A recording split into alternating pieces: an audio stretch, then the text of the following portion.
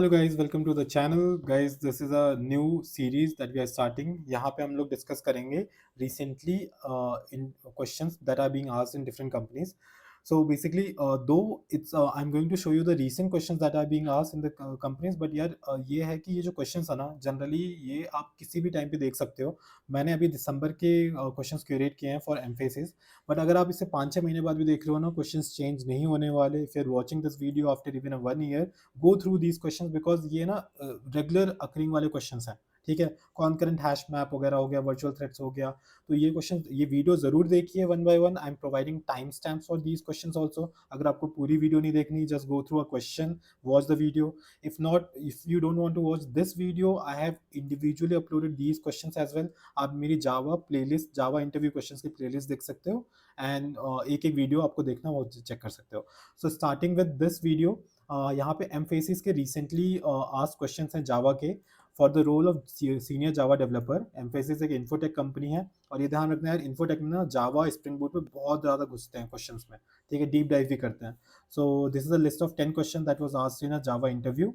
So starting with the first question, let's move on to that. Hello guys, so हमारा जो next question है that is what are the virtual threads in Java 21 and how they differ from traditional threads जो हम normal use करते हैं threads. ठीक है, basically. सो अगर यार वर्चुअल थ्रेड्स की बात करें तो जावा 21 में इंट्रोड्यूस हुआ था. मैंने इसके ऊपर ऑलरेडी वीडियो बनाई है. ठीक है, जावा 21 फीचर्स में one of the important feature is this virtual threads. So basically होता क्या है, that is virtual threads are light weight threads manage by JVM. ठीक है, नॉट दी ओएस. यहाँ पे बहुत मेजर डिफरेंस है between traditional threads and virtual threads. Traditional threads की कुछ दिन पहले वीडियो बनाई थी, if you want to check it out. वहाँ पे पूरा इंटरनल वर्किंग बताई थी ट्रेडिशनल थ्रेड्स का, जिसमें बताया था मैंने कि हर एक थ्रेड के लिए एक ओएस थ्रेड क्रिएट होती है. ठीक है, जो हमारे ट्रेडिशनल थ्रेड्स होते हैं. I guess video number you can check it out. Video is 19 here. Okay, you can check this out before watching this video. Going forward, virtual threads होते क्या है further. Basically they were introduced as a part of project Loom, और production ready introduced हुए थे Java 21 में as Java 21 feature. They are designed to handle massive concurrency efficiently. We'll see how it happens. Code में देखेंगे एक बार हम लोग ये. Also they allow writing simple blocking code at scale. Blocking के बारे में काफ़ी बात होगी. तो बेसिकली अगर तुम्हें डिफरेंस बताना ना, ये दो पॉइंट ज़रूरी है मेंशन करना टू एन इंटरव्यूअर. ये काफ़ी सिंप्लीफाई कर देते हैं इनके बीच का डिफरेंस. तो ये अभी हम समझेंगे कैसे होता है. Coming to traditional threads, basically इन्हें प्लेटफॉर्म थ्रेड्स भी बोलते हैं. हर एक जावा थ्रेड जो तुम नॉर्मल क्रिएट करते हो ट्रेडिशनल थ्रेड, उसके लिए एक ओएस थ्रेड भी क्रिएट होती है, that is operating system. Basically तुमने जावा में कोई एक थ्रेड क्रिएट करी तो ऑपरेटिंग सिस्टम भी उसको वर्क करने के लिए अपने साइड से थ्रेड क्रिएट करता है, और उसमें जावा थ्रेड का सारा काम होता है. ठीक है. जो तुम्हारे नॉर्मल थ्रेड्स होते हैं, they are managed and scheduled by operating system. ठीक है, उनका पूरा life cycle. And they are expensive in terms of memory and context switching. Again this is related to somehow blocking and concurrency से related है. मैं आगे समझाने वाला हूँ. प्रॉब्लम्स जो हमारे ट्रेडिशनल थ्रेड्स में थी, ये ज़्यादा स्केलेबल नहीं होते, हाई मेमोरी यूजेस है, एंड ब्लॉकिंग जब होती है तो ये वेस्ट करते हैं ओएस थ्रेड. ठीक है. Coming to creation of threads, basically यह जो नॉर्मल हमारा थ्रेड क्रिएट करने का तरीका है ना, एक तो तरीका होता है थ्रेड क्लास का ऑब्जेक्ट इंस्टेंस कर दो. तो एक तरीका तो वर्चुअल थ्रेड्स को हम वैसे भी कर सकते हैं, बट यहाँ पे एक ध्यान रखना, हमें थ्रेड का ऑब्जेक्ट बनाने की जरूरत नहीं पड़ेगी, बिकॉज यहाँ पे जो स्टार्ट वर्चुअल थ्रेड मेथड है that is static in nature, so it belongs to class. ठीक है, तो एक है directly create a virtual thread, उसमें रनेबल का टास्क डाल दो, अपना काम करवा लो. Second is using an executor. Executive framework use कर सकते हो, और वहाँ पे तुम एक थ्रेड पूल वर्चुअल थ्रेड की क्रिएट करके फॉर लूप में जितने वर्चुअल थ्रेड्स बनाने हैं वो कर सकते हो. ठीक है, दो तरीके हैं वर्चुअल थ्रेड्स बनाने के. एक बार इसको कोड पे भी देख लेते हैं हम quickly. Coming to code level, if you see, हमने एक रनेबल का टास्क बनाया है. जस्ट वी प्रिंटेड की करंट थ्रेड कौन सा चल रहा है. ट्रेडिशनल वे में हम क्या करते थे, थ्रेड का ऑब्जेक्ट बनाया, उसमें रनेबल टास्क असाइन किया और इसको रन कर दिया, स्टार्ट कर दिया. ठीक है, तो इफ यू रन इट, तो यहाँ पे आ जाएगा, प्रिंट हुआ कि this thread is running. Virtual thread में कुछ नहीं करना, हमें कोई क्लास का इंस्टेंस नहीं बनाना. ठीक है, क्योंकि this method starting virtual thread belongs to class because it is static in nature. If you see this, virtual thread is static in nature. ठीक है. So इस तरह से हम virtual thread बना सकते हैं. Simply इसको कॉल करो. यहाँ पे vt.join इसलिए कॉल किया है ताकि ये थ्रेड का वेट करे कंप्लीट होने का, वर्चुअल थ्रेड का. ठीक है, so this is how you create a virtual thread. Coming back to our notes, अब now will see the difference. ये तो हमने वर्चुअल थ्रेड की डेफिनेशन देख ली और ट्रेडिशनल थ्रेड भी थोड़ा सा देख लिया. ठीक है, अब एक बार डिफरेंस प्रॉपर्ली देखते हैं. तो virtual thread versus traditional threads में सबसे पहले है थ्रेड मैनेजमेंट, ठीक है। प्लेटफॉर्म थ्रेड्स दैट इज हमारे ट्रेडिशनल थ्रेड्स, उनको मैनेज करता था ऑपरेटिंग सिस्टम। तुमने एक जावा थ्रेड बनाया, उसके लिए एक ऑपरेटिंग ओएस थ्रेड बन जाएगा उसको मैनेज करने के लिए।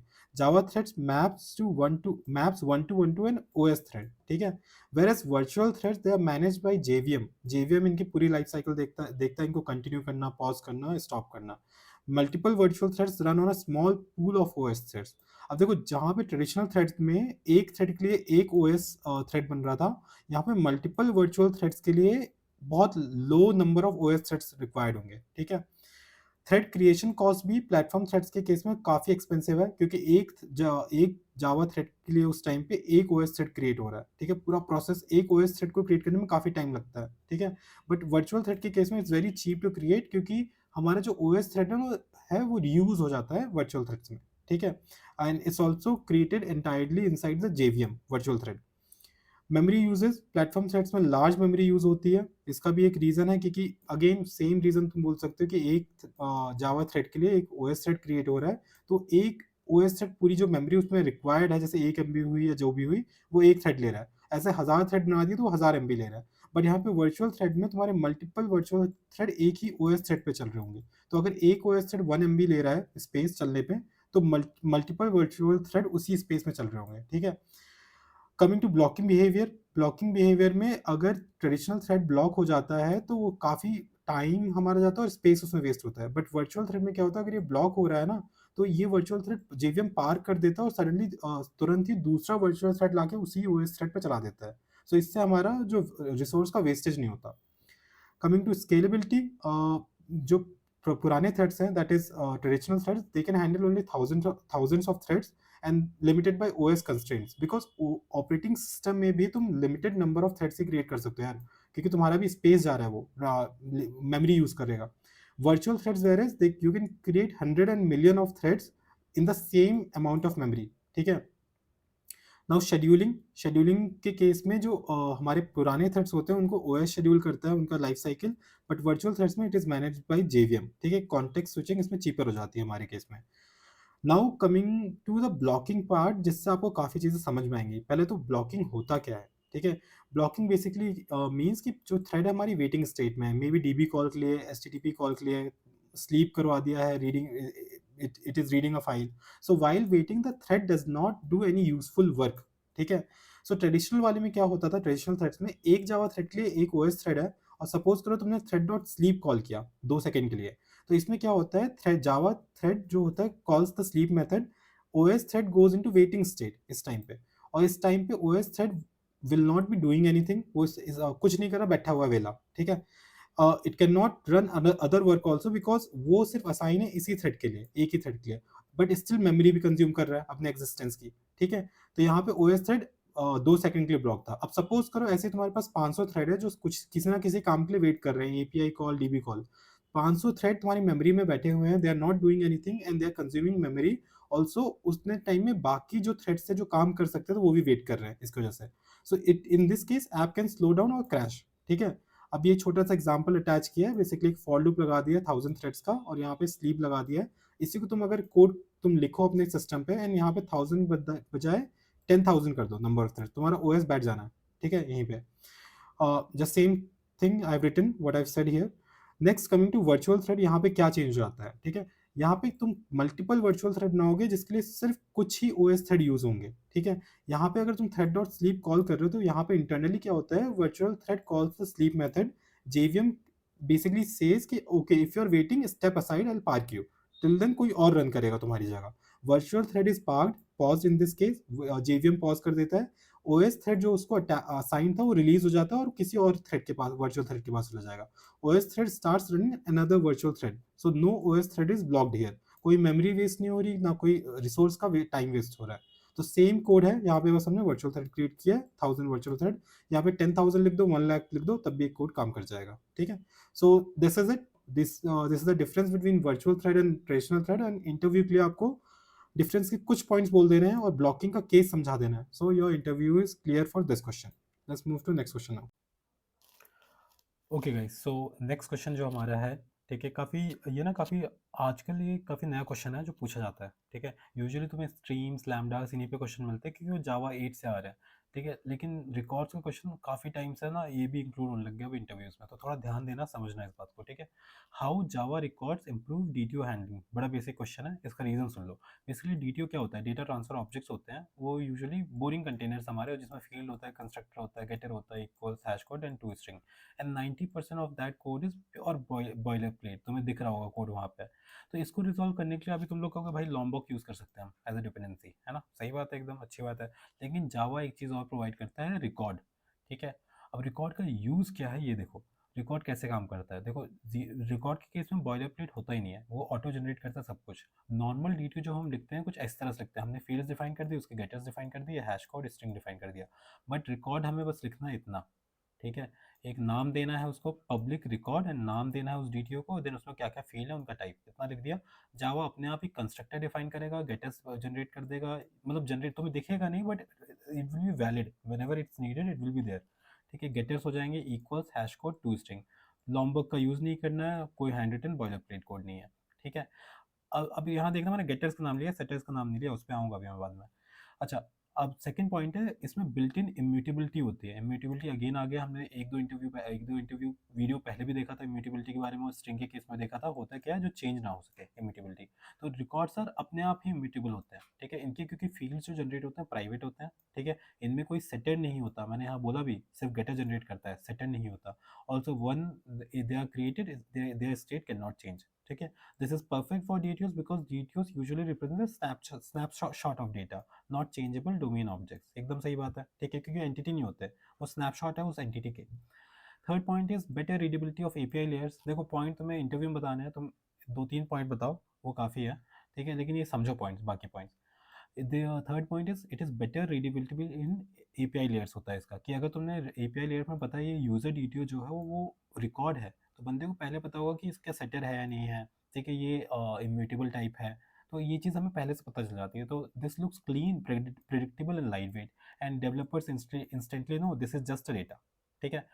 Also safe, this is records are safer in multi-threaded environment, reason being immutable है, मैंने हमेशा बताया immutable है तो उस थ्रेड का रिलेट कर दो उससे हमेशा। तो because records are immutable, they don't require synchronization, they can be cached easily, can be freely shared between threads, ठीक है? नेक्स्ट पॉइंट हुआ यार, नेक्स्ट पॉइंट ना तुम्हें शायद समझ नहीं आए, and I won't even suggest कि बोलो, बस एक इन्फॉर्मेशन देने के लिए मैंने फिफ्थ और सिक्स पॉइंट रख दिया है यहाँ पे, अगर याद रहे तो बता देना, नहीं याद रह रहा नो इश्यूज, आप शुरुआत के तीन चार पॉइंट्स बोल दो, काफ़ी है यहाँ के लिए। फिफ्थ पॉइंट ये है कि they are good in pattern matching integration, Java 16 में आया है ये, ठीक है?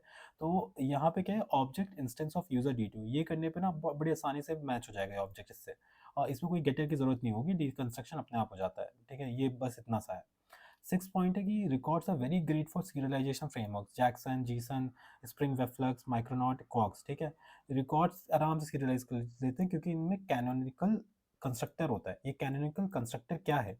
बेसिकली अगर तुमने रिकॉर्ड डिफाइन किया है ना, तो वहाँ पे एक ही कंस्ट्रक्टर क्रिएट होता है जिसमें सारी फील्ड्स असाइन होती हैं, दैट इज कैनोनिकल कंस्ट्रक्टर, ठीक है? यूजुअली हम कंस्ट्रक्टर दो फील्ड तीन फील्ड के भी क्रिएट कर सकते हैं, लेकिन यहाँ पे बस एक ही कंस्ट्रक्टर होता है जिसमें सारी फील्ड असाइन होती है, दिस इज इट, ठीक है? तो it is great for serialisation. 6 point बता दिए मैंने, इनमें से 3-4 पॉइंट बता दो इंटरव्यू में, आपका काम हो जाना है वहीं पे। आगे पूछ सकते हो, देखो in short they remove boiler plate code, improve readability, enforce immutability, perfect for concurrency, इतने पॉइंट बताओ बस। एंड लास्ट के दो point, work well with serialisation and fit perfectly in modern Java's pattern matching ecosystem, ठीक है? Disadvantages भी आते हैं, अब इतना फायदा है तो डिसएडवांटेज भी होगा इसका कुछ।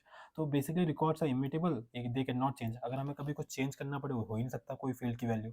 दे can not extend another classes also, क्योंकि इम्यूटेबल क्लास है, पहले ही डिस्कस कर लिया। Not suitable for Java hibernate entities, क्योंकि इनमें कंस्ट्रक्टर एक ही होता है तो नो आर कंस्ट्रक्टर बन नहीं सकता। हाइबरनेट को सब चीज़ों की जरूरत होती है जो इसमें हो नहीं सकती, सेटर वगैरह, ठीक है? All fields are part of equals and hash code, ठीक है?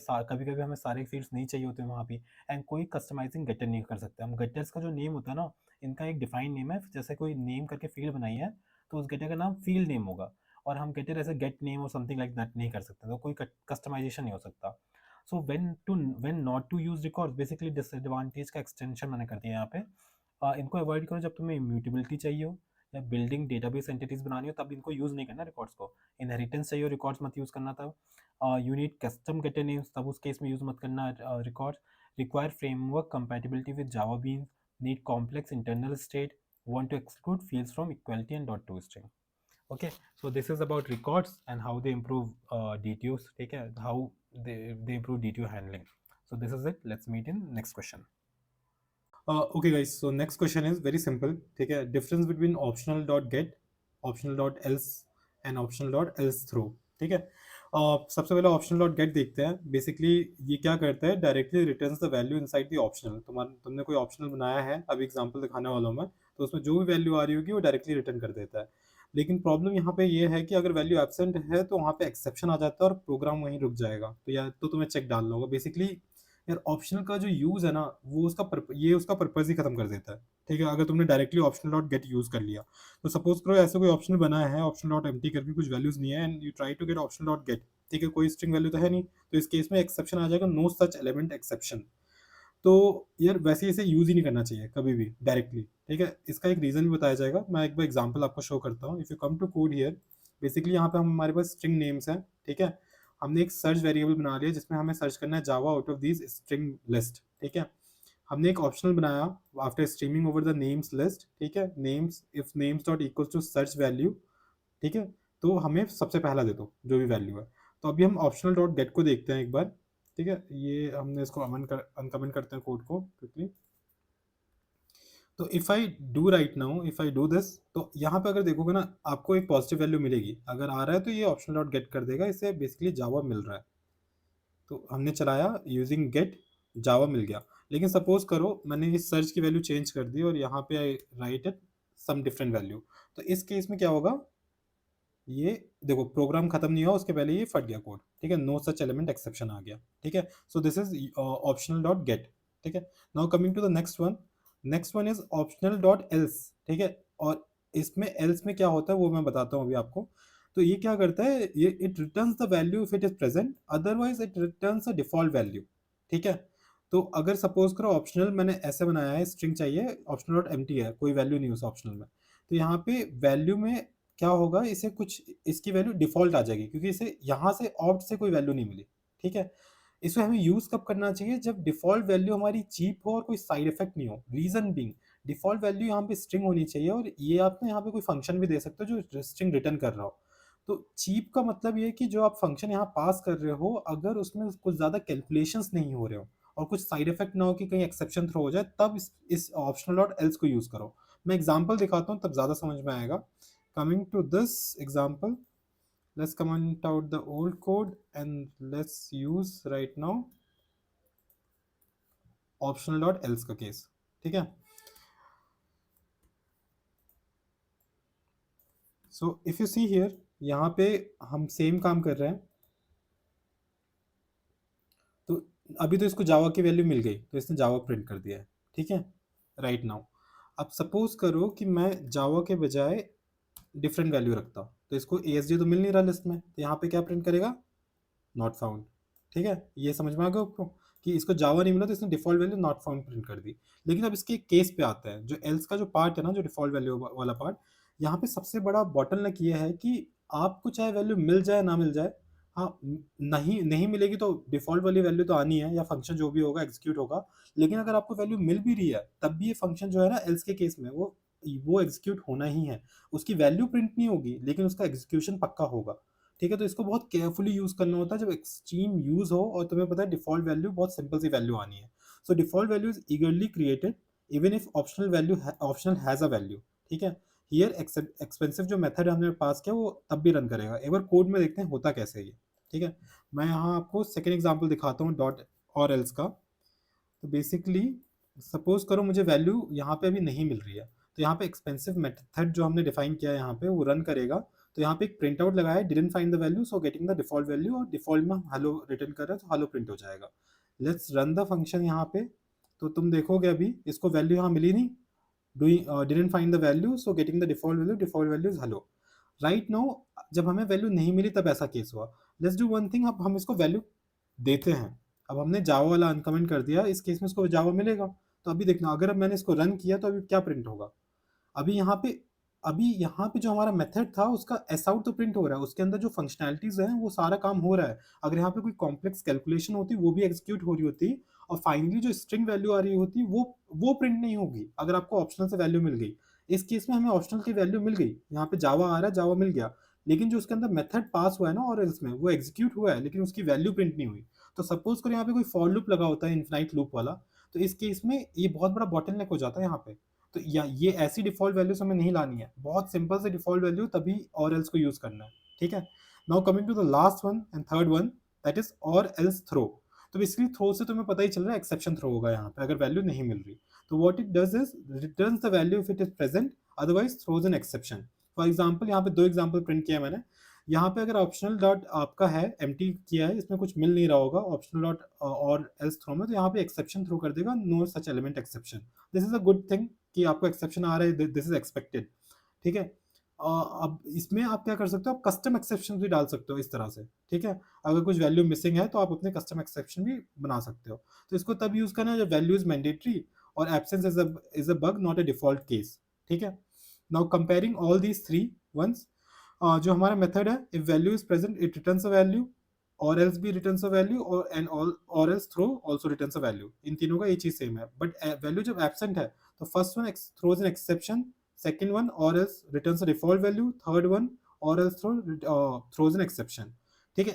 रिस्क देखते हैं, फर्स्ट वाले में रिस्क हाई है, सेकंड वाले में ईगर एग्जीक्यूशन है, एंड थर्ड में सेफ एंड एक्सप्लिसिट है क्योंकि हमें पता है कि वैल्यू नहीं आ रही तो एक्सेप्शन आ ही जाएगा। So this is it for these difference between these three.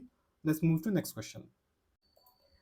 Okay, guys, next question is, how does concurrent hash map achieve thread safety internally? Okay, first of all, concurrent hash map पे ना बहुत ज़्यादा questions आते हैं. I have already made 2 videos on this.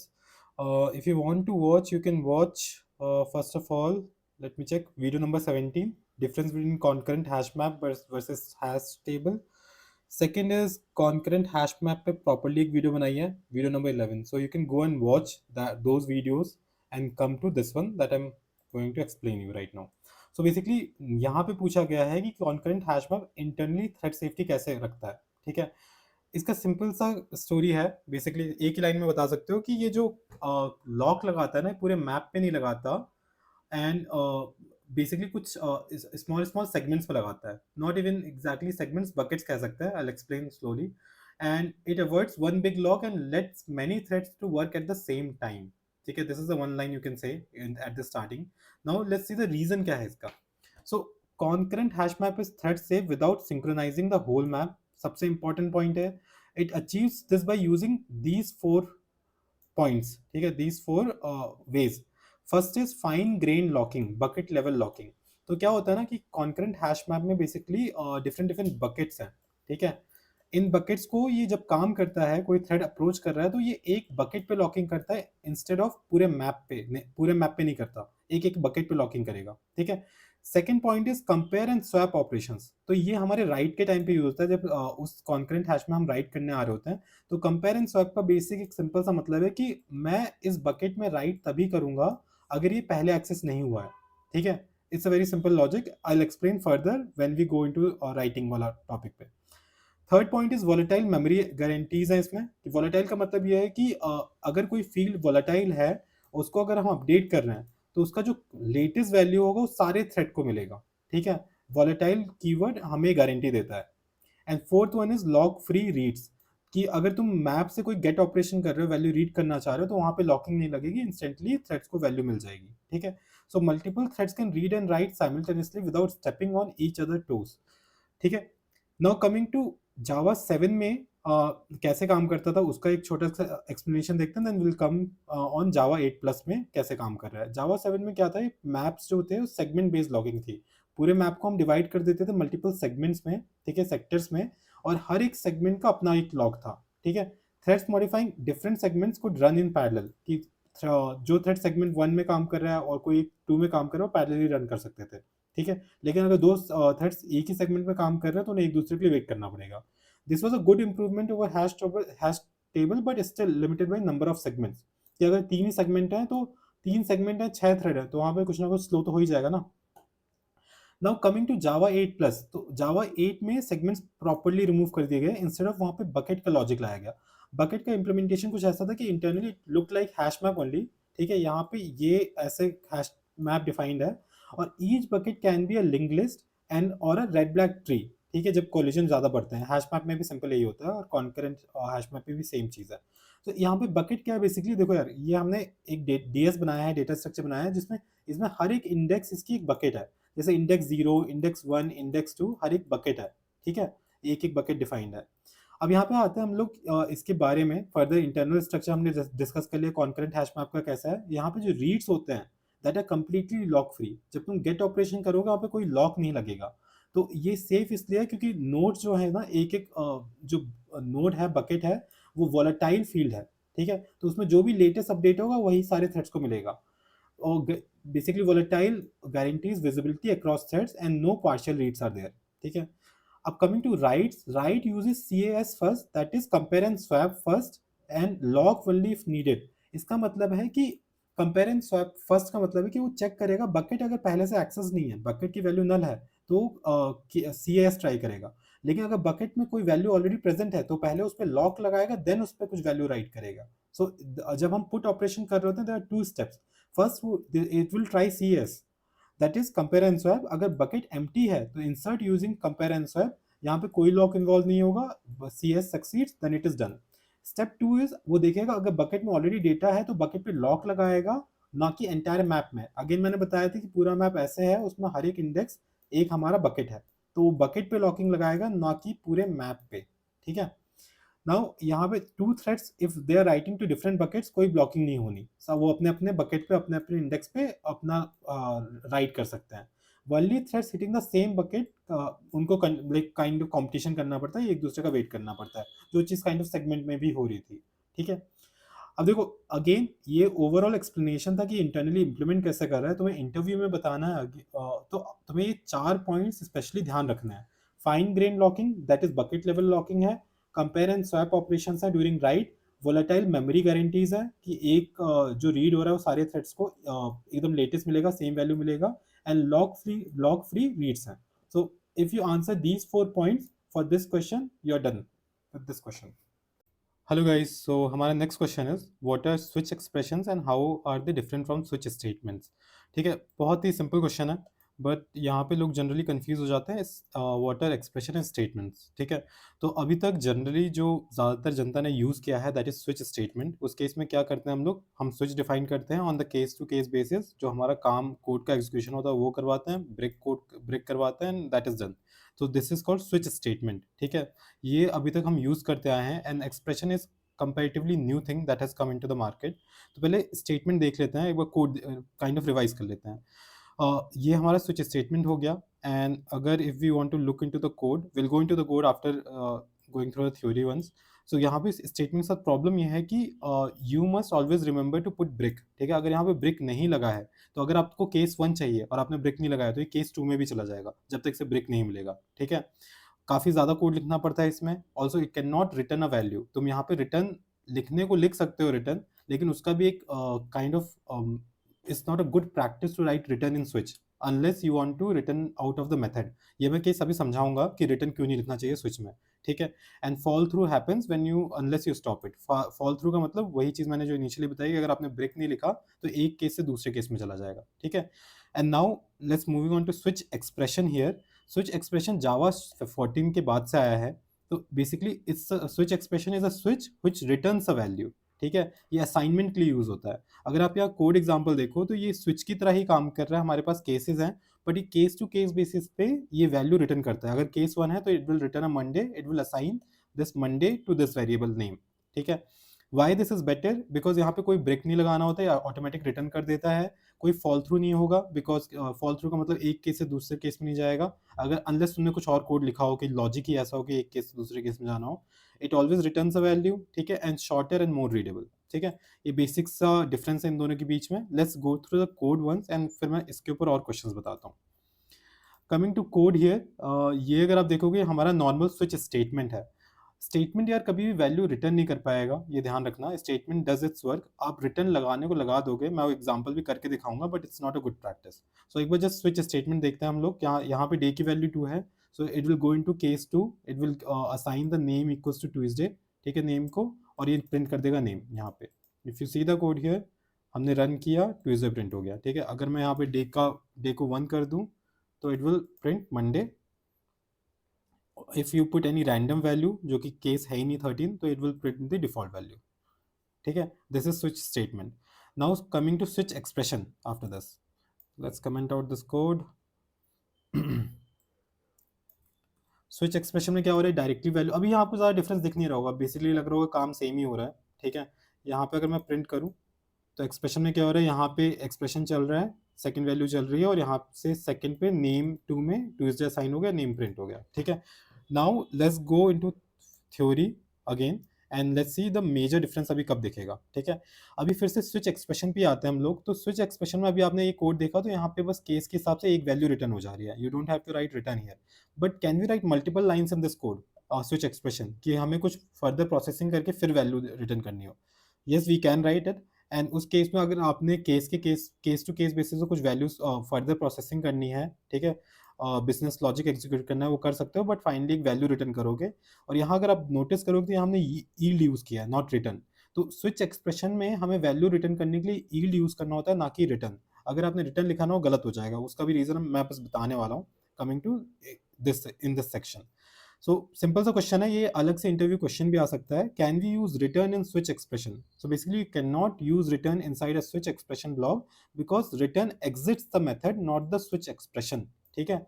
अब जो return होता है वो स्विच एक्सप्रेशन से एग्जिट नहीं करेगा, जिस मेथड में कॉल हो रहा होगा ना, उस पूरे मेथड से रिटर्न कर जाएगा, ठीक है। क्योंकि जो जावा होगा कंफ्यूज हो जाएगा when you are using return, कि स्विच से बाहर निकलना है या फिर मुझे पूरे मेथड से बाहर निकलना है। तो दैट्स वाई यहाँ पे अगर आपने रिटर्न लिखने की कोशिश करी एक्सप्रेशन में, तो कंपाइलेशन एरर दे देगा, ठीक है। तो when Java says switch is now an expression, it must produce a value and return tries to exit the entire method, not the switch, ठीक है। करेक्ट वर्जन क्या होगा यहाँ पे, कि आप यहाँ पे यील्ड यूज करो, ठीक है। नाउ कमिंग टू कोड, मैं आपको डिफरेंस दिखाना चाह रहा हूँ इसी लॉजिक के लिए। Let's see the code right now. What will do is, पहले हम लोग स्विच एक्सप्रेशन से डील करते हैं, देन विल कम एक चीज मैं स्विच स्टेटमेंट में भी दिखाऊंगा। तो we are going to print this method switch expression with return, ठीक है। यहाँ पे अभी मैंने यहाँ पे कोई रिटर्न नहीं लगाया, हमारा केस है डे 1 है, तो डे 1 के केस में केस 1 चलेगा, तो it should print starting, then it will come to case 1, case 1 में फॉर 1 प्रिंट करेगा, then it will return this value Monday. It will assign this return this value Monday to and assign it to name variable, and then out it will come out of this expression, and यहाँ पे बाकी चीजें print करेगा, name is name, जो भी value होगी, ending, ठीक है। अगर इसको रन करें तो अगर आप देखो यहाँ पे, तो स्विच एक्सप्रेशन विद रिटर्न हम कर रहे हैं, तो ये स्टार्टिंग प्रिंट किया इसने, केस के हिसाब से फॉर 1 प्रिंट किया, वैल्यू साइन करी मंडे, तो ये चीज प्रिंट हुई, और यहाँ पे एंडिंग प्रिंट हो गया, ठीक है। लेकिन सपोज करो, first of all can I right return here? अगर मैं रिटर्न लिखना चाहूँ, ठीक है, यहाँ पे रिटर्न में देखो अभी जावा आपको खुद ही एरर दे दे रहा है, यहाँ पे आपको लिखने नहीं दे रहा। बट सपोज करो मैं यील्ड भी लिख रहा हूँ, लेकिन उसके पहले मैं रिटर्न लिख सकता हूँ क्या? इस केस में भी एरर आ रहा है, written outside ankylosing, written outside of ankylosing expression, तो यहाँ पे अलाउ ही नहीं कर रहा मैं लिखने को, ठीक है, यहाँ पे एरर दे दे रहा है। Now coming to switch statement, expression का काम तो खत्म हो गया, अभी स्टेटमेंट में देखते हैं हम लोग काम कर सकते हैं नहीं कर सकते हैं। स्टेटमेंट में रिटर्न लिख सकते हैं। देखो ये हमारा स्विच स्टेटमेंट है, सिंपल सा, केस के बेसिस पे ये आएगा, केस के बेसिस पे प्रिंट करेगा, and it will then print ending जब स्विच स्टेटमेंट खत्म हो जाएगा। इसका नॉर्मल फ्लो ये है, ठीक है। If you see, starting print किया, केस लिया इसने 1 का केस है, तो इसने 1 प्रिंट किया, ठीक है, एंड देन एंडिंग प्रिंट कर दिया। लेकिन सपोज करो मैं यहाँ पे ब्रेक की जगह रिटर्न लिख दूँ, तो अब बताओ इसमें क्या क्या प्रिंट होगा ये? अगर मैं यहाँ रिटर्न लिख दे रहा हूँ तो क्या प्रिंट होगा ये? लो, let's run the program once again and see. तो यहाँ पे देखोगे आपको ये स्टार्टिंग प्रिंट कर रहा है, देन ये 1 प्रिंट कर रहा है, एंड देन रिटर्न के केस में स्विच स्टेटमेंट से नहीं रिटर्न कर रहा है, ये पूरे मेथड से रिटर्न कर जा रहा है। So that's why it is not printing ending. तो दैट्स व्हाई मतलब in switch statement you can write return, but it's not a good practice, क्योंकि आपका फर्दर लॉजिक इंप्लीमेंट, जो लॉजिक आपने लिखा होगा स्विच स्टेटमेंट के बाद, वो प्रिंट ही नहीं होगा, वो काम ही नहीं करेगा, ठीक है। It's not a good practice, and in case of switch expression आपको अलाउ ही नहीं करेगा रिटर्न लिखने को, ठीक है। Let's go back to theory again. अब देखो यार, आप ना कई बार कंफ्यूज हो जाओगे, अभी आपने वीडियो देख ली, थोड़ा सा समझ में आ गया, but in your time you will get confuse between what is expression and what is statement. तो जो स्टेटमेंट होता है ना, वो हमेशा क्या कहते हैं, एक्शन करता है, ठीक है, एंड वो जो एक्सप्रेशन होता है वो वैल्यू रिटर्न करता है। तो सिंपल सी बात है, if a switch is producing a value, if it is a yes, then it's a switch expression, otherwise it's a statement. Switch statement क्या करता है, वो एक्शंस करता है, कोई वैल्यू रिटर्न नहीं करता, सिंपली कोड एग्जीक्यूट करता है, आपका बिजनेस लॉजिक, ठीक है। तो ये that will be a statement, जो हमारा लॉजिक है बेसिकली स्विच स्टेटमेंट का। एक्सप्रेशन क्या करते हैं, हमेशा वैल्यू प्रोड्यूस करेगा, it can be assigned and return, so this is an expression, ठीक है। ऑल्सो एक और तरीका है, if you can put it on the right side of equal to, it's an expression. So this is it, like this is a basic difference between switch statement and expression. Let's move on to next question. Hello guys, so हमारा next question is what is the fork and join framework and इसके advantages क्या होता है, ठीक है। One of the common questions if you are applying for senior position, ठीक है, concurrency में काफ़ी क्वेश्चंस आते हैं ऐसे थ्रेड से रिलेटेड और कॉन्करेंसी रिलेटेड क्वेश्चन। सो अगर ये आपसे क्वेश्चन पूछा गया है ना, तो ये मान लो अगर आपने इसका आंसर किया तो इसका नेक्स्ट क्वेश्चन आपको इम्प्लीमेंटेशन का आएगा, ठीक है, कोड इम्प्लीमेंटेशन का, तो वो भी हम डिस्कस करने वाले हैं, ठीक है। Let's go to the theory once, आपको क्या बोलना है, then will go to the code. So basically fork and join framework है, जावा 7 के बाद आया है, is a concurrency framework design to parallelize CPU intensive task, ठीक है, बाय, ये 3 पॉइंट बोलने बहुत ज़रूरी हैं, by breaking a big task into smaller sub task, उसे फॉर्किंग कहते हैं, फिर executing them in parallel and combining the final results, ठीक है। ये आपको 3 पॉइंट बोलना बहुत ज़रूरी है, ठीक है, इसका कोर है ये। Then basically it follows the divide and conquer approach. Basically आपके पास एक बिगर प्रॉब्लम है, उसको सब पार्ट्स में डिवाइड करो, इंडिविजुअली कैलकुलेशंस करो एंड बाकी रिटर्न रिजल्ट और रिटर्न कर दो रिजल्ट, ठीक है, एंड फाइनल रिजल्ट हमें मिल जाएगा इस तरह से। बेसिकली रिकर्सिव ऑपरेशन होता है ना, उसी उसी तरीके का काम है। एवरी रिकर्सिव ऑपरेशन जो हो रहा है एक थ्रेड में एग्जीक्यूट हो रहा है, इस तरह से कुछ होता है इसका। तो कोर कंपोनेंट्स होते हैं जो मेन कैरेक्टर्स है, फॉर्क एंड जॉइन पूल, ठीक है। ये हम कॉल करते हैं पूल क्रिएट करने के लिए, इससे special thread pool uses worker threads, ठीक है, एंड इसका पूल साइज जो होता है number of CPU course. Exact क्या होता है, नंबर ऑफ सीपीयू कोर्स -1 होता है जो पूल साइज होता है। सपोज करो आपका सीपीयू कोर 8 का है, तो ये 7 थ्रेड बना देता है ठीक है। नेक्स्ट इसमें फंक्शन होता है रिकर्सिव टास्क, ठीक है, इसमें रिकर्सिव टास्क एंड जेनरिक हमने डिफाइन कर रखा है इस तरीके से। बेसिकली आपको रिटर्न करता है रिजल्ट। इसमें एक फंक्शन होता है कंप्यूट, आप इसमें अपना कोड लॉजिक कंप्यूट कैलकुलेशन डाल सकते हो। तो it is use when your task produces a value, ठीक है। थर्ड क्या होता है, रिकर्सिव एक्शन होता है, इस तरह से कोई भी क्लास एक्सटेंड कर सकती है। ये क्या करता है आपको, when you task just performs an action doesn't return a value, ठीक है। आपको कुछ एक्शन परफॉर्म करना है कि एस आउट करवाना है, लॉगिन करवाना है, उसके लिए हो गए। अब देखो ये काम कैसे करता है वो देखते हैं ठीक है। ये मैंने कोड एग्जांपल से एक लिया है। सपोज करो मैंने एक बिगर टास्क को लेफ्ट एंड राइट में डिवाइड कर दिया, तो इसका मतलब क्या हो रहा है, मैं ये कोड में भी समझाऊंगा, अभी भी एक शॉर्ट डिस्क्रिप्शन देता हूँ। तो यहाँ पे क्या हो रहा है कि अगर कोई बिगर टास्क है, इसको मैंने लेफ्ट में डिवाइड किया है और यहाँ पे राइट में डिवाइड किया है, ठीक है। तो लेफ्ट डॉट फॉर का मतलब, ये जो फॉर्किंग का मतलब है, ये एक अलग से थ्रेड पे काम करने लग जाएगा। और राइट का रिजल्ट है, मैंने राइट वाले को राइट डॉट कंप्यूट किया, तो जो मेरा अभी करंट थ्रेड होगा ना, ये वहीं पे काम करने लग जाएगा। एंड फाइनली जब लेफ्ट को कंप्लीट हो जाए, तो हम लेफ्ट डॉट ज्वाइन करेंगे। बेसिकली लेफ्ट वाला जो थ्रेड है वो अपना काम करके मुझे रिटर्न दे दे, तब तक मैं वेट करूंगा एंड आगे बढ़ूंगा। तो let's say you want to sum a large array, ये बहुत कॉमन क्वेश्चन है फॉर्क एंड ज्वाइन के लिए, ठीक है। समिंग अ लार्ज एरे, ये क्वेश्चन मैं अभी आपको क्वेश्चन दिखाने भी वाला हूँ, आपको कोड भी प्रोवाइड कर दूंगा। So practice this question with this framework, fork and join framework. तो इसमें क्या होता है, टास्क जो होता है साइज चेक करेगा, अगर वो सारे साइज काफी बड़ा है उसका, तो उसको सब टास्क में डिवाइड करेगा। फिर उसका फॉर कॉल करेगा ताकि सब टास्क क्रिएट हो, फिर वेट करेगा using join and then combining the result. 5 steps हैं, आई नो अभी समझ नहीं आ रहा होगा, will move to code and then will come back to this one again. ठीक है, ये जो पैटर्न होता है ना, ये बेसिकली जो हमने स्टेप्स फॉलो किए, ये अवॉइड करता है थ्रेड वेस्टिंग में, मतलब थ्रेड वेस्ट नहीं होता है इस केस में। रीजन बीइंग क्या होता है कि इसमें अगर कोई एक थ्रेड का काम खत्म होगा, तुरंत ही वो थ्रेड दूसरा टास्क उठा लेता है। तो बेसिकली वर्क स्टीलिंग कहते हैं इसे यहाँ पे फॉर्क एंड जॉइन फ्रेमवर्क में। This is why fork and join is fast, each worker thread has its own deque. If a thread finishes early, it steals task from another thread's deck, ठीक है। इससे CPU का better utilisation होता है। हम advantages पे अभी बाद में जाते हैं, let's go through the code once. Code हम किस चीज़ का करेंगे, समिंग अ लार्ज एरे, ठीक है। So this is a code मैंने पहले से लिख रखा है, ठीक है। यहाँ पे क्या कर रहे हैं मैं आपको समझाता हूँ। Basically we are creating an array of this size, ठीक है। और इस एरे में हर एक की वैल्यू हमने 1 रख दी है, ठीक है, हर एक एलिमेंट की वैल्यू 1 भर दी है इस एरे में। उसके बाद हम क्या कर रहे हैं, फॉर जॉइन पूल क्रिएट कर रहे हैं। अब इसका क्या होता है, कमेंट्स में अगर हम देखें जो मैंने लिखा है, it returns a shared global for join pool. It is use by different different frameworks, ये तरीका है यूज होता है। How many threads does it have, number of CPU course -1, जो मैंने आपको बताया था रफली, ठीक है। जैसे अभी हमारा 8 कोर की मशीन है तो 7 वर्कर थ्रेड्स बन जाएंगे। तो ये जो कॉमन पूल होता है ना method, it provides shared pool of worker threads optimize for parallel CPU intensive task, ठीक है। तो हमने ये डिफाइन कर दिया।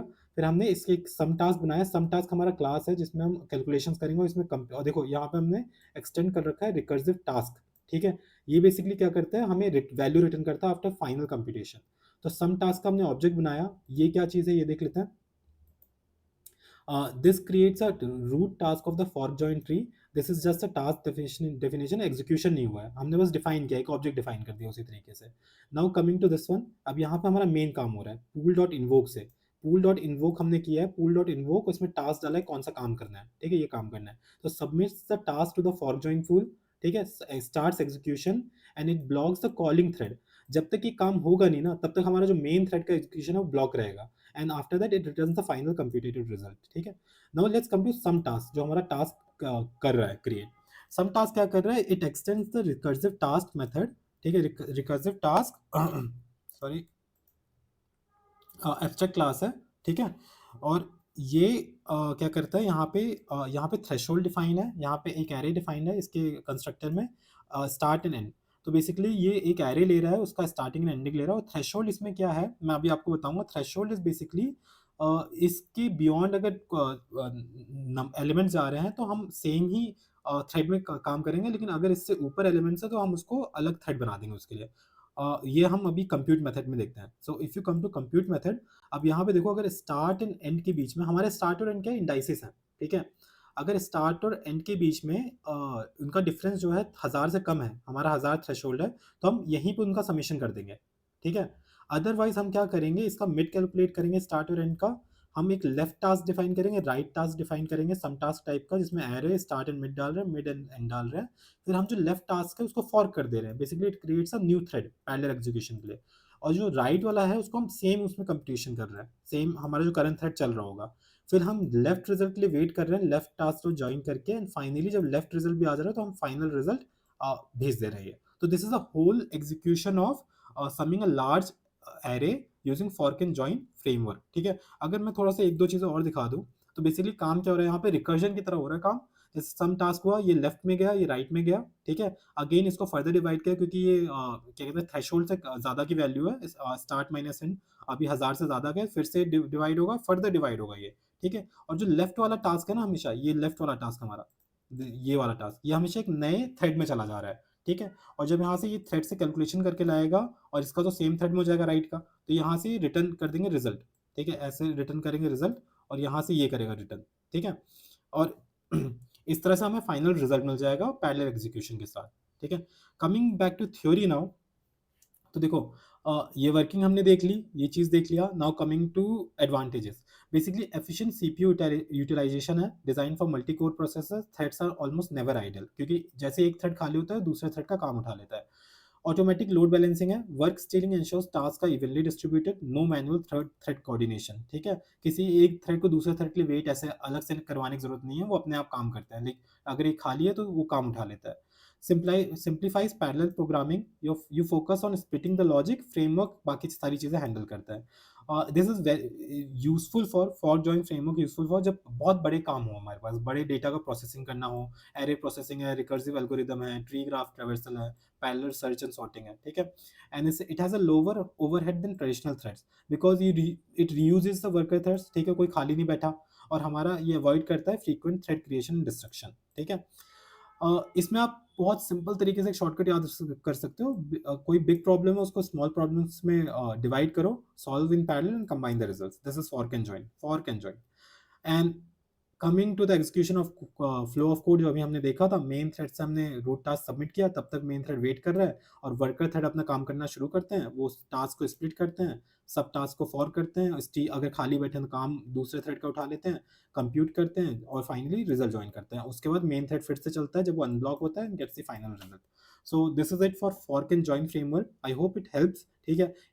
गो through the video once again, make short notes if you want to, क्योंकि काफ़ी अच्छा क्वेश्चन है, काफ़ी फ्रीक्वेंट क्वेश्चन है। If you are a senior SD, मतलब कॉन्करेंसी के टाइम पे बहुत इजीली क्वेश्चन आ सकता है। Okay, so this is it for this video, let's move on to next question. Hello everyone, so हमारा नेक्स्ट क्वेश्चन है, how does pattern matching of instance of simplify code? ठीक है, इस क्वेश्चन को answer करने से पहले I know for sure most of you don't know what is instance of. ठीक है, also questions related to instance of ना आपको थोड़ा कम ही मिलेंगे अभी इंटरव्यूज में, because most of the common question जो आते हैं वो स्ट्रिंग्स हो गया, स्ट्रीम हो गया, लैम्डाज हो गया, इन्हीं इन्हीं पे आते हैं। बट थिंग इज कि आजकल ना इंटरव्यू लेने का तरीका थोड़ा बदल रहा है एंड इवन इंटरव्यूअर्स भी चाह रहे हैं कुछ नए क्वेश्चंस लाएं। तो इंस्टेंस ऑफ ना इसकी अकरिंग आपको कम दिखेगी, बट ये it has started occurring in interviews also. ये भी रिसेंटली एक इंटरव्यू में क्वेश्चन पूछा गया है इंस्टेंस ऑफ पे, that's why I bought this question here. So let's start with understanding what is instance of. ठीक है, so basically instance of is a type comparison operator in Java that checks whether an object belongs to a specific class interface at runtime, class or interface at runtime। ठीक है, it actually checks the type of that particular object at runtime। ठीक है, and returns true if the object is an instance of the given class, subclass or interface। Okay, बस basically type check करता है किसी object का कि it belongs to particular class और not, और इंटरफेस और नॉट। ठीक है, इसके जो क्वेश्चंस आते हैं यूजुअली जावा ऑपरेटर्स में पूछे जाते हैं, ऊप से भी रिलेटेड क्वेश्चंस हो सकते हैं, kind of polymorphism and run time binding से होते हैं, टाइप कास्टिंग में भी होते हैं। तो फॉर टाइम बीइंग आज ये 3 टॉपिक के क्वेश्चंस तो अभी इस पे हम नहीं कर रहे, अभी हम जावा ऑपरेटर से रिलेटेड क्वेश्चन है तो उस पर फोकस कर रहे हैं।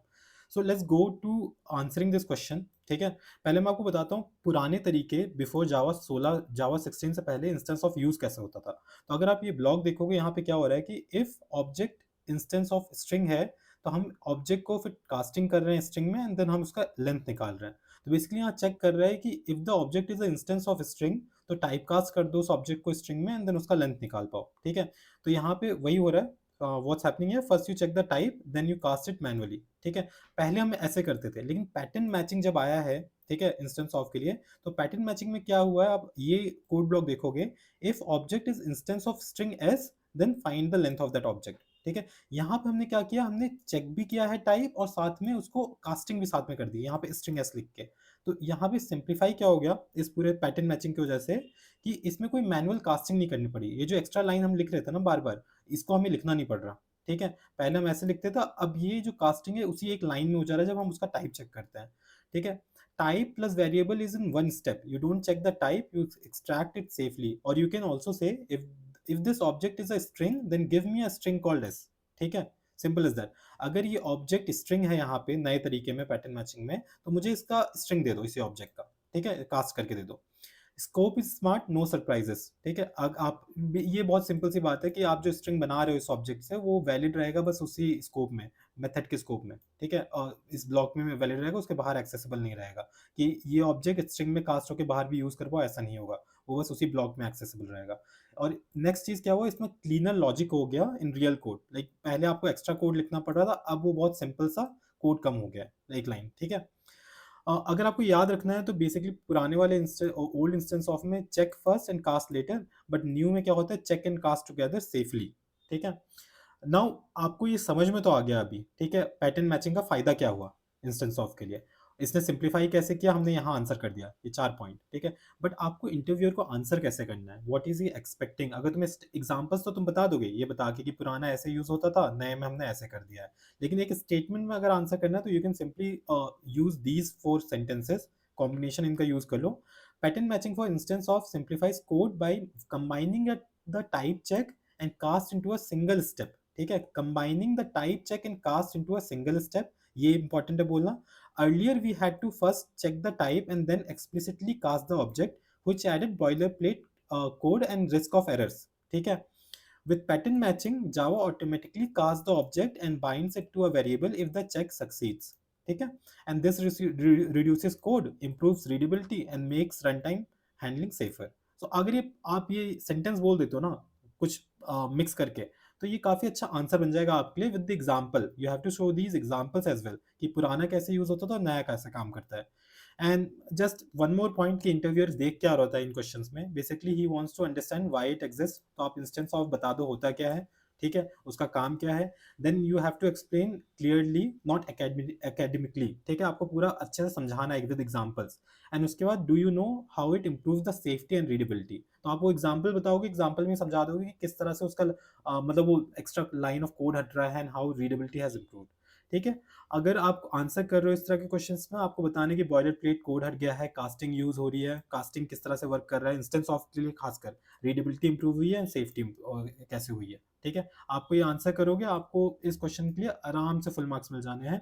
ठीक है, आई hope it helps regarding the instance of. I know काफी नया टॉपिक है, but this video is very small so that आपका एक रिवीजन, आपको नया चीज पता भी चल जा रहा है, and if you want to revise you can come again and watch this. So let's move on to next question. Hello guys, so हमारा next question is how to implement immutability in Java classes. अगर तुम लोग को याद हो, immutability हमने 2-3 lectures पहले ही पढ़ा था। किस केस में? स्ट्रिंग के केस में। कि जो स्ट्रिंग होता है वो इम्यूटेबल होता है। उसका मतलब क्या है कि स्ट्रिंग अगर तुमने कोई डिफाइन कर दी है, string s equals to Java करके समथिंग लाइक दैट, तो वो स्ट्रिंग एस ना कभी चेंज नहीं होगी। वो जो जावा तुमने लिखा है वो चेंज नहीं होने वाला कभी। ठीक है, तो ऐसे ही हम जावा क्लास को भी इम्यूटेबल कैसे बना सकते हैं? ये क्वेश्चन बहुत अच्छा, मतलब बड़ा अच्छा क्वेश्चन है, पूछा जाता है और लोग यूजुअली आंसर नहीं कर पाते। इसके काफ़ी तरीके हैं, 4-5 तरीके हैं, वो सारे होने चाहिए तभी होगा जावा क्लास इम्यूटेबल। ठीक है, वो भी हम देखते हैं क्या है।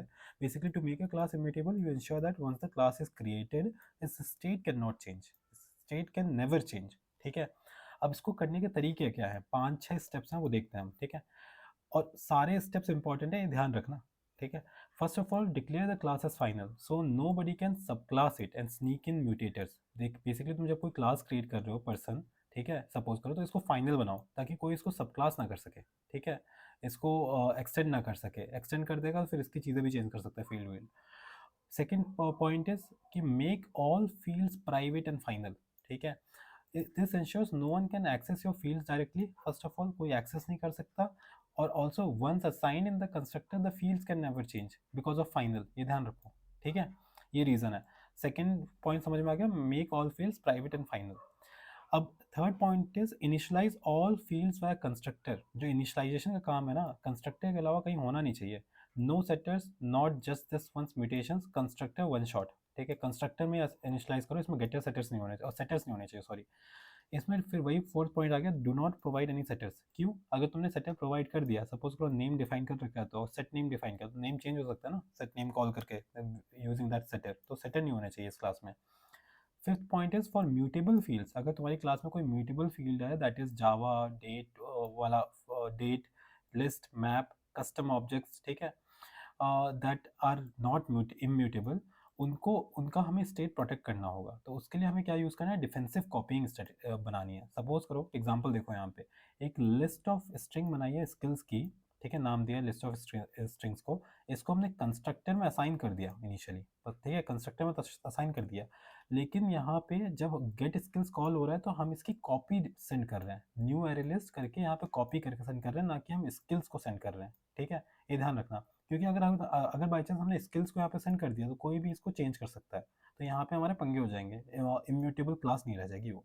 ठीक है, सिक्स पॉइंट भी काइंड ऑफ सिमिलर ऐसा ही है। ठीक है, अवॉइड एक्सपोजिंग एस्केपिंग रेफरेंसेस। अगर तुमसे कोई कोई फील्ड मांग रहा है ना, जैसे गेट डेट ऑफ बर्थ किया तुमने, डिफाइन कर रखा है, तो उसको डेट ऑफ बर्थ सेंड मत करो, इंस्टेड वहाँ पे सेंड करो उसका कॉपी बना के, इस तरीके से। ठीक है, 6 पॉइंट से 6 पॉइंट हो गए। अब एक कंप्लीट इम्यूटेबल क्लास कुछ ऐसी है, फाइनल हमने क्लास बना रखी है, प्राइवेट फाइनल स्ट्रिंग्स हैं, उसके फील्ड्स हैं, कंस्ट्रक्टर में वैल्यूज असाइन हो रही है और सिर्फ गेटर्स हैं, और अगर हम कुछ सेंड कर रहे हैं तो उसका कॉपी सेंड कर रहे हैं। ठीक है, गॉट इट। ओके ओके, ये 6 पॉइंट्स हो गए। अब नेक्स्ट पे आते हैं, why immutability is powerful. Basically thread safe हो जाता है विदाउट सिंक्रोनाइजेशन। स्ट्रिंग का भी केस सेम था, इजी टू रीजन अबाउट, ज़्यादा झंझट नहीं है, हमें पता है कैसी क्लास है, ज़्यादा गेटर सेटर्स नहीं है, डिफरेंट वेज ऑफ कंस्ट्रक्टर्स नहीं है, और place nice with functional programming. ठीक है, ये पॉइंट है मेनली। अब अगर आपसे पूछा जाए ना पावरफुल क्यों है, तो ये सिंपल, ये रीज़न पक्का बोल रहे हैं कि थ्रेड सेफ होता है। ठीक है, that's it for this question, let's move to next question. Okay guys, so हमारा next question is benefits of stream and functional programming. अच्छा, तो यार ये क्वेश्चन ना कभी भी ऐसे सिंपली बेनिफिट्स ही नहीं पूछेंगे directly, they will ask you what is stream programming and what is functional programming, and then they will go into benefits, और उसके बाद ना कुछ तुम्हें प्रोग्रामिंग क्वेश्चंस भी पूछेंगे इस पे, ये ध्यान रखना। बट राइट नो हम क्या करने वाले हैं, यहाँ पे हम लोग स्ट्रीम्स और फंक्शनल प्रोग्रामिंग देखेंगे और फिर हम देखेंगे इनके बेनिफिट्स क्या हैं। And the format that I'm going to follow from now onwards for every interview question is we'll discuss about the theory and examples. Then will discuss कि इंटरव्यूअर्स क्या एक्सपेक्ट कर रहे हैं इस क्वेश्चन से and how you should answer. ठीक है. Now going with theory and example here, let's see what is stream, then we'll see what is functional programming, and then इनके benefits देखेंगे. So basically what is stream? Stream is a way to process data from collection step by step. ठीक है. अगर तुम लोगों ने stream और functional programming में पहले काम किया होगा तो this will be very simple to understand. मैं बस यहाँ एक रिवीजन करवा रहा हूँ. ठीक है. एंड काइंड ऑफ बेनिफिट्स बताने वाला हूँ. तो अब देखो स्ट्रीम क्या है, प्रोसेस है. It's a way to process data from collection step by step. मैं अभी कोड भी दिखाऊंगा. इंपॉर्टेंट माइंडसेट यहाँ पे क्या रखना है तुम्हें स्ट्रीम को बताते हुए कि it does not store data. ठीक है. हमेशा प्रोसेसिंग करता है उस पर. It reads the data from source, list या सेट से डेटा रीड करता है. And it let's you apply operation one after another. तुम पहले फिल्टर करते हो, उसको ट्रांसफॉर्म कर सकते हो, देन फाइनल टर्मिनल ऑपरेशन करते हो, दैट इज कलेक्ट कर सकते हो उसको किसी लिस्ट में या वेरिएबल में. Think of it is like data goes in, processing happens, ये स्ट्रीम करता है एंड रिजल्ट्स कम आउट. ठीक है. You are not looping here, you are building a pipeline one after another. Filter कर रहे हो, ट्रांसफॉर्म कर रहे हो. Now coming to functional programming. What is functional programming? ये देखना, ये ध्यान रखना, functional programming and streams are closely related. ठीक है. इनका फंक्शनल प्रोग्रामिंग का यूज होता है थ्रू स्ट्रीम. अब फंक्शनल प्रोग्रामिंग क्या है? It is a style of writing logic. It is a style of writing logic where you use functions instead of instructions. What is instructions here? Instruction ये होता है कि अगर तुम्हें कुछ लूप करना है तो तुम फॉर और इफ का लॉजिक लगा रहे हो, दैट इज इंस्ट्रक्शंस. बट यहाँ पे तुम फंक्शंस में बस एक जरिया प्रोवाइड करते हो कि ऐसे इसको इवेल्युएट करना है. I will come to code here. यहाँ पे हम फर्दर बता रखा है. Further in functional programming you don't change the data. जो ओरिजिनल डेटा उसको चेंज नहीं करते, instead you return a new state, new data. ठीक है. You avoid shared mutable state. Basically जो इनिशियल डेटा आ रहा है उसको तुम चेंज नहीं कर रहे हो, तो वही मतलब अगर वो डेटा शेयर्ड हो रखा है कहीं पे तो उसको चेंज करने से प्रॉब्लम हो सकता है डिफरेंट थ्रेड्स में. Will come to this again further in benefits. ठीक है. In simple words you write logic as small independent functions that don't mess with each other. ठीक है. और Java supports this using, Java supports functional programming using. एक तो लैम्डास के through कर सकते हो, लैम्डास में हम ऐसे लिखते हैं. फंक्शनल इंटरफेसेस में लिख सकते हो, इंटरफेसेस का यूज होता है लैम्डास में. एंड स्ट्रीम्स हो सकता है, स्ट्रीम्स के थ्रू कर सकते हो. Coming to benefits again. अब देखो स्ट्रीम क्या करता है. अब स्ट्रीम के पहले बेनिफिट्स देख रहे हैं, फिर हम फंक्शनल प्रोग्रामिंग के बेनिफिट्स देखेंगे. स्ट्रीम क्या करता है? Stream removes how to loop thinking. ठीक है. अगर तुम्हें कोई प्रॉब्लम सॉल्व करनी है और पहले तरीकों में तुम्हें लूप कैसे लिखना है ये भी सोचना पड़ता था कि फॉर लूप कैसे लिखूं, व्हाइल लूप कैसे लिखूं. When you use loop you think about how to iterate, how where to store result and when to stop. But stream solution में तुम्हें ये करना ही नहीं पड़ता. लूपिंग का जो काम है वो जेवीएम करता है, नॉट यू. बस तुम्हें लॉजिक प्रोवाइड करना है कि फिल्टर क्या करना है, ट्रांसफॉर्म क्या करना है और रिजल्ट क्या चाहिए. ठीक है. स्ट्रीम्स का ये फायदा है. तो stream removes how to loop thinking. Second benefit क्या है स्ट्रीम का? It reduces bug cause by manual iteration. अगर तुम सिंपल फॉर लूप लिख रहे होते हो यार यहाँ पे, तो तुम्हें कई बार ना गलत इंडेक्सेस प्रिंट कर दोगे. इस तरह की गलतियां हो सकती हैं कि रॉन्ग इंडेक्स का हो गया, कोई इंक्रीमेंट फॉर भूल गए, मॉडिफाइंग कलेक्शन वाइल आइट्रेटिंग, ये भी एक एरर थ्रो करता है. अगर एरर का नाम बता दो कमेंट्स में, that will be good. Streams में क्या होगा, यहाँ पे आइट्रेशन कंट्रोल इंटरनली हो रही है, तुम कोई इंडेक्सेस एक्सपोज नहीं कर रहे हो और एक्सीडेंटल मॉडिफिकेशन नहीं करते. ठीक है. Streams are lazy. This is a very good important point and ये इंटरव्यू में अलग से पूछा भी जाता है. स्ट्रीम्स में क्या होता है यार, जब तक तुम टर्मिनल ऑपरेशन नहीं लगाओगे तब तक स्ट्रीम एग्जीक्यूट नहीं होती. तुम चाहे जितने फिल्टर के ऑपरेशंस लगा लो और जितने भी लगा सकते हो, लेकिन जब तक टर्मिनल ऑपरेशन नहीं लगाओगे ये पूरी स्ट्रीम एग्जीक्यूट होगी ही नहीं, काम नहीं करेगा. तो these that's why streams are lazy. They do not execute intermediate operations like filter map etc. They are executed only when a terminal operation is called. ठीक है. Also next point is stream don't change original state. मैंने initially बोला था stream जो होता है ना, अगर तुमने कोई लिस्ट भेजी है तो ये नया लिस्ट बना के रिटर्न करता है. इसमें डबल में जो असाइन होगा ये इनिशियली लिस्ट को जो होगी उसको मॉडिफाई नहीं करेगा, नया लिस्ट बनाएगा इंटरनली और इसको असाइन करेगा. ठीक है. लिस्ट रिमेन्स अनचेंज जो ओरिजिनल लिस्ट थी. Double is the new data. ठीक है. This makes code safer, predictable and easier to debug. Coming to next point, parallel processing becomes easy in streams because in streams without streams तुम्हें क्या होगा, thread define करने पड़ेंगे, synchronisation लगाना होगा, ये फालतू के हेडेक्स हैं. बट स्ट्रीम के साथ तुम्हें बस बताना है कि देखो भाई पैरेलल स्ट्रीम चाहिए, ये डेटा है, इस पे ये काम करना है, तो वो स्ट्रीम अपने आप हैंडल करता है. ठीक है. ये हो गए स्ट्रीम्स के benefit. Now coming to functional programming के बेनिफिट. ठीक है. काइंड ऑफ कुछ चीज़ें इनकी ओवरलैप करेंगी, फंक्शनल प्रोग्रामिंग के बेनिफिट्स एंड स्ट्रीम के benefits. But let's see. Functional programming का पहला बेनिफिट है इम्यूटेबिलिटी, ठीक है, जिसकी वजह से बेसिकली डेटा चेंज नहीं करता। Problem without functional programming is कि mutable data can be change from anywhere, ठीक है। जैसे काउंट है, एक यहाँ पे अगर हम इंक्रीमेंट कर रहे हैं तो काउंट प्लस प्लस कर दे रहे हैं जो ओरिजिनल डेटा है। If multiple methods threads touch count, तो it will be hard to track किसने चेंज किया और बग्स अपीयर होंगे। बट फंक्शनल प्रोग्रामिंग में क्या होता है, मैंने जैसे बताया था, ये कभी भी डेटा चेंज नहीं करता ओरिजिनल, ये नया डेटा भेजता है। तो it avoids changing existing data, it creates a new data, ठीक है। कोई शेयर्ड स्टेट नहीं होता, कोई अनएक्सपेक्टेड रिजल्ट नहीं होंगे। ये इसलिए मैटर करता है क्योंकि ईजियर डिबगिंग होगी और मल्टी थ्रेड में बहुत सिंपल होगा काम करना इसके साथ। Next thing is stateless functions होते हैं इसमें, तो ये प्रेडिक्टेबल बिहेवियर होता है। स्टेटलेस का मतलब क्या है, देखो पहले तो बुरा चीज़ क्या है, स्टेट डिपेंडेंट फंक्शन। बेसिकली तुम किसी एक दूसरे वेरिएबल के ऊपर डिपेंडेंट हो इस फंक्शन में। जैसे मल्टीप्लायर अगर हम यहाँ यूज़ कर रहे हैं और इसे कोई बाहर से चेंज कर दे, तो इसका रिजल्ट पूरा वेरी करने लग जाएगा। हम तो सोच रहे थे कि इंटू टू ही हो रहा है, लेकिन सडनली किसी ने 3 या 4 कर दिया था, हमें पता ही नहीं किसने किया। तो इसकी वजह से इस फंक्शन की वैल्यू गलत होने लग जाएगी। बट फंक्शनल प्रोग्रामिंग में क्या होता है, जो वेरिएबल्स आर होते हैं हम उन्हीं पे ऑपरेशंस करते हैं, ठीक है। अब यहाँ पे एक्स और मल्टीप्लायर दोनों आ रहे हैं, जो वैल्यू आ रही होगी हम उसके हिसाब से रिजल्ट दे रहे हैं। तो depends only on the inputs, not the outside state, and it matters because कोई हिडन डिपेंडेंसी नहीं है, कोड बिहेव करता है प्रेडिक्टिबली, ठीक है। फंक्शनल प्रोग्रामिंग में कॉन्करेंसी इज बेटर, क्योंकि कॉन्करेंसी यूजुअली हार्ड होती है, क्योंकि उसमें अगर कोई वेरिएबल आ गया जो मल्टीपल जगह से यूज हो रहा है, मल्टीपल थ्रेड से, रेस कंडीशन का रिस्क होता है। बट फंक्शनल प्रोग्रामिंग क्या करता है, हर बार नया वैल्यू देता है, ठीक है। तो कोई पुरानी वैल्यू आ रही है तो ये नया वैल्यू रिटर्न करेगा, तो each thread works with its own data here. Fourth point and very important point, सबसे सिंपल पॉइंट होता है, सबसे पहले बोलना चाहिए वैसे तो, clear intent less noise. Without functional programming तुम इस तरह से फॉर लूप लिखते हो, ठीक है, बहुत सारी लाइंस लिखनी पड़ रही है, डिफाइन करना पड़ रहा है। You read how it is done, ठीक है। बट फंक्शनल स्टाइल में क्या होता है, तुम बताते हो कि you read what is happening, क्या हो रहा है, ना कि कैसे करना है। कैसे करने वाला पार्ट जेवीएम देखता है, ठीक है। So this was benefits of streams and functional programming. एक बार आप गो थ्रू कर लेना वीडियोस, नोट्स बना लेना इन पॉइंट्स के। Now coming to what interviewers expect from this question. पहले तो वो ये एक्सपेक्ट नहीं करते कि तुम जावा डॉक्स की पूरी डेफिनेशन बताओ, स्ट्रीम ऑफ फंक्शनल प्रोग्रामिंग की, या कोई फैंसी थ्योरी बताओ। दे डू एक्सपेक्ट कि तुम जानो कि what are streams and they are not data structures, ये बता दो। इम्यूटेबिलिटी क्या होता है, जैसे मैंने बताया डेटा चेंज नहीं करता ओरिजिनल, ये नया डेटा देता है, इसके बारे में जानना चाहिए। तुम्हें बताना स्ट्रीम सेफर क्यों है, अगेन सेफर इसलिए है क्योंकि तुम्हारी लिस्ट कोई चेंज नहीं कर रहा जो ओरिजिनल डेटा है, इस तरह के पॉइंट्स बोलो। And you can justify when to use and not to use streams, ठीक है।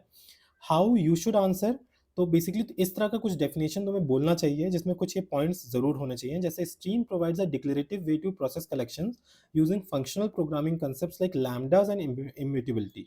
They reduce boilerplate code, improve readability, support lazy evaluation, and make parallel processing easier and safer. So if you say these points, this is good for this interview question. So let's move on to the next question. Hello guys, so हमारा next question is how Java handle memory management for unreachable objects. ठीक है, again ये question ना काफ़ी अच्छा है, garbage collection से आ जाता है। ओके, थोड़ा इस क्वेश्चन के वेरिएशंस मिलेंगे आपको देखने को इंटरव्यूज में, but garbage collection is a very important topic if you are a senior Java developer, ठीक है। Again, we are following the same way to explain this question. We'll go with theory and examples, and then what interviews expect here and how you should answer. ठीक है। अब while answering this question यार, तुम्हें पहले तो memory management क्या होती है ये पता होना चाहिए, और what is unreachable objects. Like Java के टर्म्स में अनरीचेबल ऑब्जेक्ट्स का मतलब क्या है, ये तुम्हें बताना होगा इंटरव्यू में, सीधे आंसर मत करने लग जाना। इन शॉर्ट अगर हम देखें तो सिंपल बोल सकते हैं कि जावा डजंट डिलीट ऑब्जेक्ट्स इमीडिएटली, ठीक है। जब ऑब्जेक्ट जब यूजलेस हो जाता है तुरंत डिलीट नहीं होता। गार्बेज कलेक्शन जो होता है उनको अपने आप क्लीन करता है ऑटोमेटिकली एक शेड्यूल टाइम पे, ठीक है। अब coming to what does unreachable mean, ठीक है, इसके लिए तुम्हें जावा की जो मेमोरी मैपिंग है ना वो पता होना चाहिए पहले तो। An object becomes unreachable when no live references points to it from local variables, static fields, active threads and JNI references. कि अगर उस पर कोई लाइव रेफरेंस नहीं ना, कुछ उस ऑब्जेक्ट को यूज नहीं कर रहा, तो वो अनरीचेबल बन जाता है। जैसे यहाँ पे user you new user define किया तो रीचेबल है, लेकिन अगर वो नल हो चुका है, उसका यूज कहीं नहीं है, तो this is unreachable and GC candidate है, गार्बेज कलेक्शन का कैंडिडेट है, ठीक है। Coming to the next point, object still exists in heap memory but now can become GC candidate. अब इस पे आएंगे अभी नेक्स्ट पार्ट में, that is here. Java memory areas क्या होते हैं यार, ये तुम्हें ना डिफाइन मतलब पता होना चाहिए, और उसको इंटरव्यूअर को बताना भी है तुम्हें कि जावा मेमोरी एरियाज में स्टैक होता है जहाँ पे method call, local variables, references वगैरह रहते हैं, और हीप होता है जहाँ पे एक्चुअल ऑब्जेक्ट रहते हैं, और ये इनको यहाँ पे वो कर रहा होता है, मतलब पॉइंट कर रहा होता है। GC only works on the heap memory if references on the stack disappear, heap object becomes unreachable and gc candidate बनने के लिए एलिजिबल हो जाता है वो, ठीक है। Coming to next thing, what happens to unreachable objects, क्या होता है उनके साथ जो हीप में पड़े हुए हैं और अनरीचेबल हो चुके हैं, उनके कोई लाइव रेफरेंस नहीं है, उनके साथ होता क्या है। तो step by step GC flow ये है कि रीचेबिलिटी एनालिसिस होती है, मार्क फेज होता है, इसमें क्या होता है, जीसी जो गार्बेज कलेक्टर है हमारा, वो start from the GC roots stack statistics and thread से एनालाइज करना शुरू करता है, वो सारे रीचेबल ऑब्जेक्ट्स पे ट्रैवर्स करता है, और जो भी मार्क ना हो, ठीक है, वो फाइनली अनरीचेबल माना जाता है, ठीक है। उसके बाद गार्बेज कलेक्शन शुरू होता है कि उनको मेमोरीज हटाने के लिए, depending on the which algorithm being used in the background. Algorithm एक तो स्वीप है, कॉपी है, कॉम्पैक्ट है। स्वीप में क्या होता है, वो रिमूव करता है डेड ऑब्जेक्ट्स। कॉपी में क्या करता है, वो लाइव ऑब्जेक्ट को न्यू रीजन में मूव कर देता है। कॉम्पैक्ट में वो रिमूव करता है गैप को फ्रेगमेंटेशन रिड्यूस करने के लिए। Unreachable object memory is reclaimed here, ठीक है। ये दो स्टेप हैं, पहले वो रीचेबिलिटी देखता है कौन कौन से रीचेबल है कौन से अनरीचेबल, और उसके बाद जो अनरीचेबल है उनको डिफरेंट एल्गो से मूव करता है ये, ठीक है। इंटरव्यू क्लैरिफिकेशंस हैं, थोड़े से ये पॉइंट ध्यान रखना, इंटरव्यूअर आपसे पूछ के ना कंफ्यूज कर सकता है, ये ध्यान रखना कि GC does not run immediately when object becomes unreachable, ये ध्यान रखना, ठीक है। GC is not triggered by system dot GC. Small suggestion is that कि वो इंटरव्यू पूछ सकता है कि सिस्टम डॉट जीसी हम कॉल करके ट्रिगर कर सकते हैं, दैट डजंट हैपन, ठीक है। You can not force GC, ठीक है। And GC runs when JVM decides memory pressure exists, allocation requires space, and heuristics say now is a good time, ठीक है। GC तभी रन करता है, हमारे कहने से नहीं, डेवलपर के हाथ में नहीं है। Java uses garbage collection based on reachability analysis, ठीक है। And when an object becomes unreachable from GC roots, it is marked as garbage and its heap memory is reclaimed automatically during GC cycles without explicit deletion by the developer. Developer के हाथ में है ही नहीं है, ठीक है, JVM decide करेगा। अब coming to the next point, what interviewers expect here. तो देखो यहाँ पे they are not testing GC internals नहीं बताने तुम्हें, they want to see if you understand the responsibility boundaries, ठीक है। ये दे वांट टू सी तुम्हें पता हो कि जावा मेमोरी हैंडल कैसे करता है, ठीक है। Objects become eligible for GC when they are unreachable, ये चीज़ बतानी है तुम्हें। GC is based on reachability analysis not reference counting, ठीक है, ये नहीं कितने रेफरेंस बाकी हैं, वो अगर रीचेबल नहीं है तो जीसी एलिजिबल है। Memory is reclaimed from the heap not the stack, important point ये बोलना ज़रूर है, मेमोरी के बारे में बताना है कि स्टैक होता है, हीप होता है। GC timing is non deterministic, कि मतलब कि तुम्हें नहीं पता कब जीसी रन करेगा, बेसिक वो डिपेंड्स ऑन दिस नीड कि जीसी का रिक्वायरमेंट है नहीं, जेवीएम कॉल करेगा। Developers can not force garbage collection, and unreachable doesn't mean immediately removal, ठीक है। और तुम अब आंसर कैसे करोगे, कमिंग टू नेक्स्ट फेज। अब तुम्हें आंसर कैसे करना है, पहले तो हाई लेवल बता दो भाई कि उसका मेमोरी मैनेजमेंट कैसे काम करता है जीसी के थ्रू। डिफाइन करो अनरीचेबल क्या होता है, एक्सप्लेन करो जीसी कर काम करता है क्या है, जो दो स्टेप बताए हैं ओवरऑल ऊपर ऊपर से बता दो, ठीक है।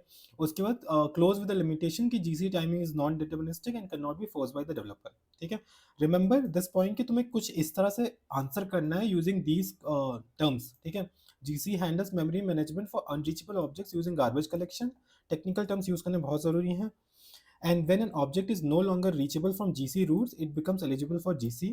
And JVM performs reachability analysis, marks such objects, reclaims a heap memory automatically during GC cycles. ये पॉइंट बहुत ज़्यादा इंपॉर्टेंट है, जो चीज़ यहाँ थोड़ा elaborate करके हमने बताया है यहाँ पे, ठीक है। So guys, this is it for this question. Let's move on to next.